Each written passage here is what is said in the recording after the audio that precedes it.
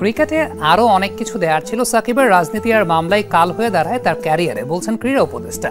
দায়িত্বে আসার পর একাধিকবার কথা হলেও ক্রিকেট সংশ্লিষ্ট চাওয়া ছিল না সাকিবের। যমুনা টেলিভিশনকে দেয়া একান্ত সাক্ষাৎকারে কথা জানিয়েছেন আসিফ মাহমুদ। স্পোর্টসের রাজনীতি আনা অনুচিত। সাকিব মাশরাফিরা বর্তমান এবং সাবেক ক্রিকেটারদের জন্য এক্সাম্পল।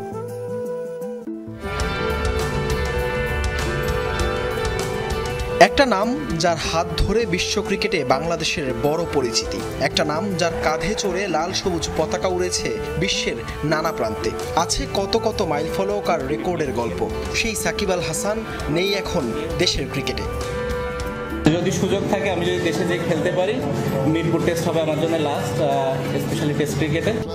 ক্যালেন্ডারের পাতায় 1 বছর না, শেষ পর্যন্ত ঘরের মাঠে বিদায়ী টেস্ট খেলা হয়নি সাকিবের। দেশের ক্রিকেট তথা বিশ্ব ক্রিকেটের অন্যতম সেরা এই অলরাউন্ডারের এমন পরিণতির পেছনে অবশ্য একটাই কারণ, রাজনীতি। কিন্তু সাকিবের এমন থমকে যাওয়া কি প্রত্যাশা করেছিলেন ক্রিকেট ভক্তরা? কি বলছেন ক্রীড়া উপদেষ্টা?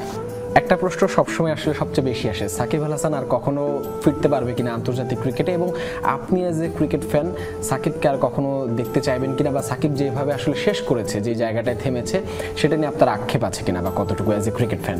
সাকিব ভাই তো বাংলাদেশকে আরও অ্যাজ এ ক্রিকেটার অনেক কিছু দিতে পারতেন, কিন্তু উনি রাজনীতিতে জড়িত হওয়ার কারণে এবং আরও অন্যান্য অনেক কিছু ইনভলভ হয়ে যাওয়ার কারণে, অনেক কিছু বলতে আপনারা জানেন যে শেয়ার মার্কেটের ইস্যু আছে, আরও অনেক মামলা আছে, ইনভলভ হয়ে যাওয়ার কারণে আসলে উনি সেটা দিতে পারেন নাই। ক্রীড়ার মধ্যে পলিটিক্সটা ঢোকা উচিত না।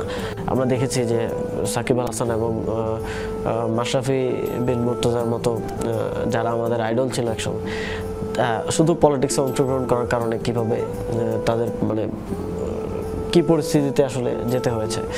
দেশের রাজনীতির পালাবদলের পর সাকিবের সঙ্গে দু একবার কথা হয়েছে বলে জানান আসিফ মাহমুদ। তবে ক্রিকেট সংশ্লিষ্ট চাওয়া ছিল না বলছেন ক্রীড়া উপদেষ্টা। সাকিব সাথে এর মধ্যে আপনি দায়িত্ব পাওয়ার পরে কখনো কথা হয়েছে কিনা, বা কি কথা হয়েছে আসলে যদি হয়? ফোনে দু একবার কথা হয়েছিল, বিভিন্ন বিষয় নিয়ে কথা হয়েছিল, সেটা না বলি। ক্রিকেট সংশ্লিষ্ট চাওয়া ছিল না আর কি, তো সেই জায়গা থেকে বলা একটু মুশকিল। তবে যেটা একটু আগে বললাম যে এই দুজনের বাংলাদেশের ক্রিকেটকে আরও অনেক কিছু দেওয়ার ছিল, যেটা আমরা হারালাম। যেমন মাশরাফি বিন মুর্তজার একটা লিডারশিপ দেওয়ার সুযোগ ছিল, সাকিব ভাইয়ের তো নিজেরই পারফর্ম করার আরও সুযোগ ছিল, তো সেটা আমরা হারালাম তাদের রাজনীতিতে যুক্ত হওয়ার কারণে। তো এটাই আমার মনে হয় যে আমাদের ভবিষ্যৎ প্লেয়ারদের জন্য এবং বর্তমানেও যারা আছেন সবার জন্য একটা এক্সাম্পল হয়ে থাকবে। বর্তমান সময়ে বাংলাদেশ ক্রিকেটের ব্যর্থতায় বারবার যেন উঠে আসে সাকিবের নাম। সব গল্পের শেষটা যেমন সুন্দর হয় না, তেমনি হয়তো হয়নি সাকিবেরও। ফিরতে চেয়েছিলেন ঠিকই, তবে পারেননি। 1.5 যুগেরও বেশি সময় জ্বলজ্বল করা ক্রিকেট ক্যারিয়ারটা যে এখন রাজনীতির ছায়াতলে।